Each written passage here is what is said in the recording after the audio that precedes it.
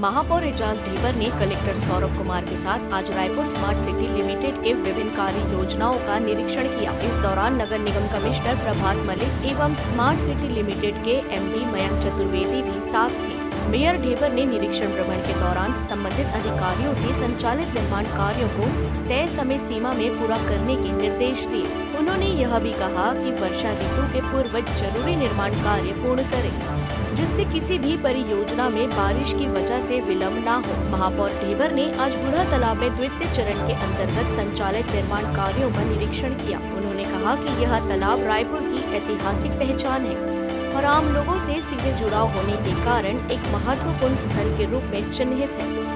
उन्होंने कहा कि द्वितीय चरण का कार्य भी समयबद्ध कार्यक्रम के तहत शीघ्र पूरा किया जाए और यहां प्रथम चरण के तहत तैयार की गई सुविधाओं के रखरखाव का विशेष ध्यान रखा जाए। निरीक्षण के दौरान उन्होंने सप्रेशाला मैदान व मैदान में रायपुर स्मार्ट सिटी लिमिटेड द्वारा किए जा रहे निर्माण कार्यों का भी अवलोकन किया। देखिए, स्मार्ट सिटी के तहत जो काम चल रहे हैं रायपुर शहर में, उसको आज निरीक्षण आदरणीय कलेक्टर महोदय, आदरणीय कमिश्नर महोदय और हमारे जो एमडी हैं स्मार्ट सिटी, हम सभी लोग आज संयुक्त दौरे पे निकले थे। काम की गति और तेज आए, क्योंकि काम जो 30 तारीख जो लास्ट डेट था, उसके बाद थोड़ा सा काम स्लो हुआ था, तो उसके बाद फिर काम में वापस गति आए। इसलिए आज हम सभी जगह आज पहले बूढ़ा तालाब गए, उसके बाद फिर स्कूल गए, दानी स्कूल में जो हमारा वो बन रहा है, उसके बाद फिर हम सप्रे गए।